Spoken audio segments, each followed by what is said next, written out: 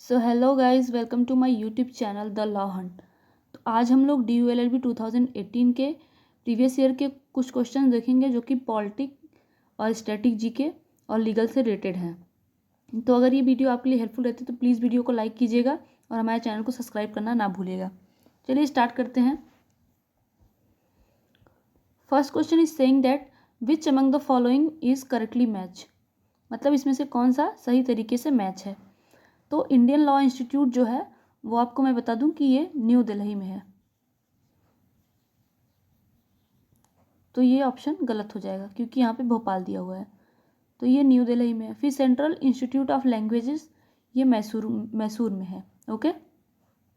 फिर film and television institute of India ये पुणे में है। फोर्थ ऑप्शन कह रहा है नेशनल इंश्योरेंस एकेडमी पुणे, तो यही बस एक जो है मैच है, बाकी सब मैंने आपको बता दिया कि करेक्ट आंसर क्या होगा। Indian law institute new Delhi में है, central institute of language Mysore में है, film and television institute of India Pune में। याद कर लीजिएगा, ये स्टैटिक का क्वेश्चन है और ये सब क्वेश्चन बनते हैं, हर साल पूछ लेते हैं। इंस्टीट्यूट और रिसर्च सेंटर से क्वेश्चन बनते हैं अगर आप PhD या DU के लिए किसी के लिए भी प्रिपेयर कर रहे हैं तो। नेक्स्ट क्वेश्चन देखते हैं, ये बहुत ही इंपॉर्टेंट क्वेश्चन है। सेकेंड क्वेश्चन बोल रहा है which of the following language was added to the 8th schedule of the constitution of India 1950 through 92nd constitution amendment. तो आप लोग को पता होगा कि हम लोग के संविधान में टोटल शुरू में 8 शेड्यूल थे, बाद में इसमें 4 और शेड्यूल जोड़े गए, तो अभी टोटल 12 शेड्यूल हैं। तो हम लोग का जो 8th नंबर का शेड्यूल है वहाँ पे लैंग्वेज के बारे में बताया गया है, लैंग्वेजेस दी हुई हैं कि कौन से हमारे देश के ऑफिशियल लैंग्वेज हैं। तो वहाँ पे शुरू में अभी आप देख सकते हैं, तो पहले हमारे 8th शेड्यूल में बस 14 भाषाएं हुआ करती थी, लेकिन धीरे धीरे अमेंडमेंट के थ्रू अभी 22 लैंग्वेजेस हैं। तो हम लोग उसे देखेंगे कि कौन कौन से लैंग्वेजेस किस कॉन्स्टिट्यूशन अमेंडमेंट से जोड़े गए। तो हम लोग देख लेते हैं। सबसे पहले 21 कॉन्स्टिट्यूशन अमेंडमेंट हुआ था जो कि 1967 में हुआ था। तो 1967 में जो कॉन्स्टिट्यूशन अमेंडमेंट हुआ 21st, उसमें सिंधी लैंग्वेज को जोड़ा गया, याद रखिएगा। फिर उसके बाद 71st कॉन्स्टिट्यूशन अमेंडमेंट हुआ, उससे जोड़ा गया नमक। नमक से क्या होगा नेपाली, म से मणिपुरी, फिर उसके बाद क से कोंकणी, याद रखिएगा। उसके बाद हम लोग देखते हैं कि 92nd कॉन्स्टिट्यूशन अमेंडमेंट जो है 2003 में हुआ, उससे कौन कौन सी भाषाएं जोड़ी गई, और यही हमारा क्वेश्चन भी है। तो 92nd कॉन्स्टिट्यूशन अमेंडमेंट से 4 लैंग्वेज जोड़ी गई थी, जो आप ऐसे याद कर सकते हैं BDMS। तो B से हो गया बोडो, D से हो गया डोंगरी, M से हो गया मैथिली और S से हो गया संथाली, ऐसे याद कर लीजिए। तो यहाँ पे देखिए हम लोग एलिमिनेट करते हैं। अभी मैंने आपको बताया कि मणिपुरी जो है वो 71st कॉन्स्टिट्यूशन अमेंडमेंट से आया था, तो ये ऑप्शन नहीं होगा। नेपाली भी 71st से आया, ये भी नहीं होगा। फिर मैंने आपको बताया था कि कोंकणी भी 71st कॉन्स्टिट्यूशन अमेंडमेंट से, तो ये भी नहीं होगा। तो इसका सही आंसर है मैथिली। आपको याद रखना है कि मैथिली आया था 92nd कॉन्स्टिट्यूशन अमेंडमेंट से। इसके लिए एक और छोटी सी ट्रिक है, मैंने कैसे याद किया था, मैंने ऐसे याद किया था कि 21st कॉन्स्टिट्यूशन अमेंडमेंट फिर 71st कॉन्स्टिट्यूशन अमेंडमेंट, इन दोनों को ऐड करेंगे तो आएगा 92 कॉन्स्टिट्यूशन अमेंडमेंट से सबसे ज़्यादा लैंग्वेजेस जोड़ी गई थी, 4 लैंग्वेजेस। ये मैंने आपको बताया कि BDMS, और ये 3 अमेंडमेंट हुए हैं 8th शेड्यूल में, ये याद रखिएगा। चलिए आगे चलते हैं। थर्ड क्वेश्चन बोल रहा है Britishers establish Fort Saint George as a trading outpost of East India Company in. तो ये चेन्नई में इन्होंने इस्टेब्लिश किया था। और आपको ये बताना है कि ब्रिटिशर्स हमारे कंट्री में कब आए थे। ये थोड़ी चीज़ें आपको हिस्ट्री के बारे में थोड़ी जानकारी लेनी है, क्योंकि हिस्ट्री से क्वेश्चंस बनते हैं, तो इसे पढ़ लीजिएगा। अगर आप BHU के लिए प्रिपेयर करें तो आपको हिस्ट्री की जरूरी पढ़ना चाहिए।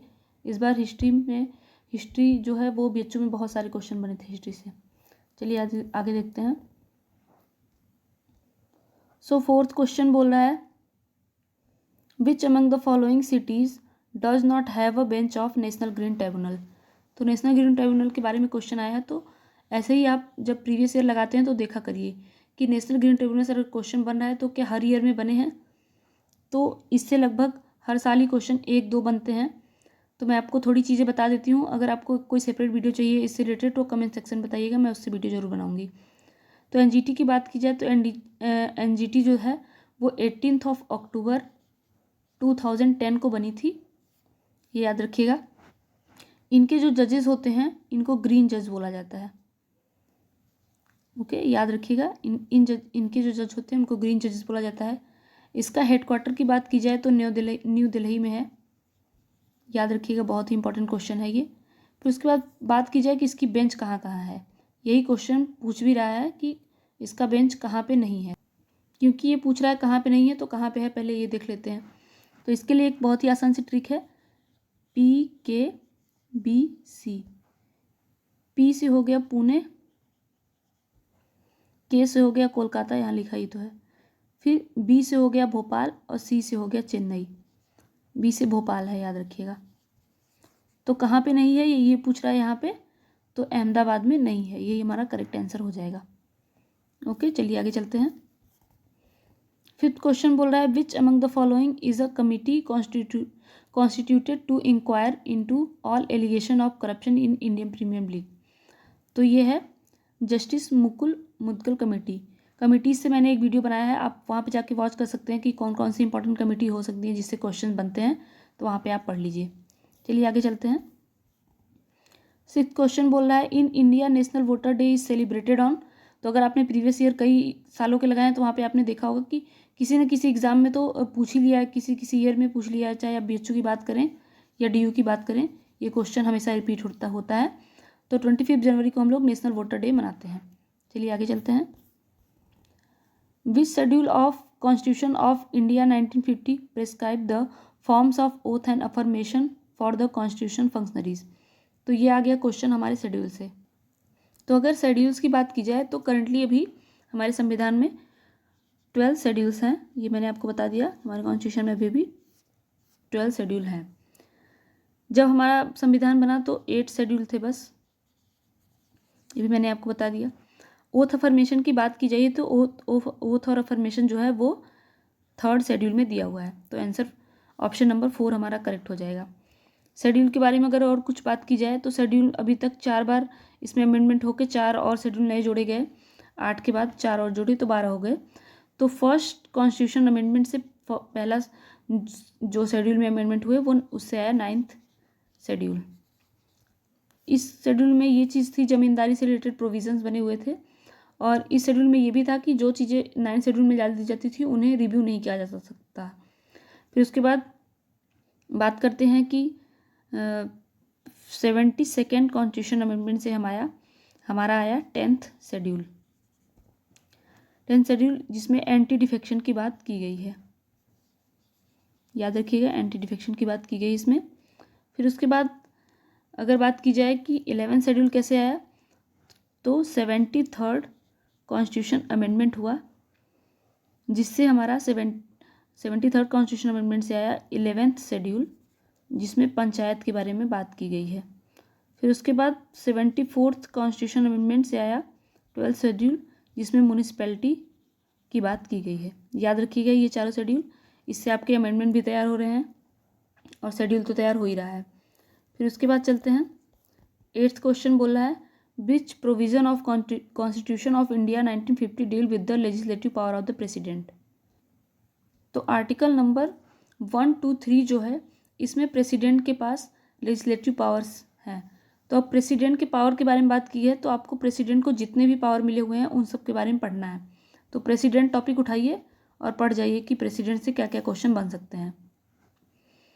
कुछ चीज़ें मैं आपको बताती हूँ। 72 में प्रेसिडेंट के पास क्षमादान की शक्ति मिली हुई है, जिसमें वो अगर किसी को फांसी की सज़ा होती है तो उसे माफ़ कर सकते हैं। उसमें माफ़ करने की भी कई प्रोविज़न होते हैं, कई तरीके होते हैं, उन सब के बारे में बताया गया है। और जो हमारे प्रेसिडेंट होते हैं वो सभी डिफेंस फोर्सेस के चीफ होते हैं। ये सब चीज़ें आपको थोड़ी थोड़ी जानकारी प्रेसिडेंट के बारे में लेना है। प्रेसिडेंट के बारे में थोड़ी जानकारी क्या, बहुत ही डीपली लेना है। आपको ये याद करना है कि प्रेसिडेंट के ओथ के बारे में किस आर्टिकल में बताया गया है, इम्पीचमेंट के बारे में किस में बताया गया है, प्रेसिडेंट की वोटिंग कैसे होती है, वाइस प्रेसिडेंट की वोटिंग कैसे होती है, ये सब चीज़ें आपको जानकारी लेनी है। चलिए आगे चलते हैं। 9th क्वेश्चन बोल रहा है which provision of constitution of India provides employment of children below the age of 14 year to be employed in factories. तो इसका आंसर है हमारा 24 आर्टिकल में ये बात कही गई है कि जो भी चिल्ड्रन हैं 14 ईयर्स से कम, उन्हें हम लोग फैक्ट्रीज में काम नहीं करवा सकते। ओके, याद रखिएगा 14 ईयर से जो कम एज के बच्चे हैं उनसे। तो ये किस आर्टिकल में दिया है? 24 में। 23 में दिया है ट्रैफिकिंग ह्यूमन बीइंग के बारे में बताया गया है। 17 में बताया गया है अनटचेबिलिटी के बारे में कि अनटचेबिलिटी खत्म की जाती है। और 27 में क्या बताया गया है ये आपको बताना है। कमेंट सेक्शन में इसका उत्तर दीजिए। अगर नहीं पता है तो गूगल करके दीजिए, पढ़ के दीजिए, कैसे भी दीजिए। जब आप ऐसे पढ़ते हैं तो आपको जल्दी चीज़ें याद होती हैं। जो क्वेश्चन आपसे पूछा गया जब आप उनका आंसर खोजने की कोशिश करते हैं तो आपको वो क्वेश्चन जरूर याद हो जाता है। चलिए आगे चलते हैं। Who headed the group of expert on privacy constituted by planning commission? तो इसका आंसर है जस्टिस AP शाह। याद रखिएगा जस्टिस AP शाह है। तो ये आज के 10 क्वेश्चन कंप्लीट होते हैं। अगर आपको वीडियो पसंद आई हो तो प्लीज़ हमारे चैनल को सब्सक्राइब कीजिएगा और वीडियो को लाइक करना और अपने दोस्तों को भी शेयर करना ना भूलिएगा। Thank you for the watching.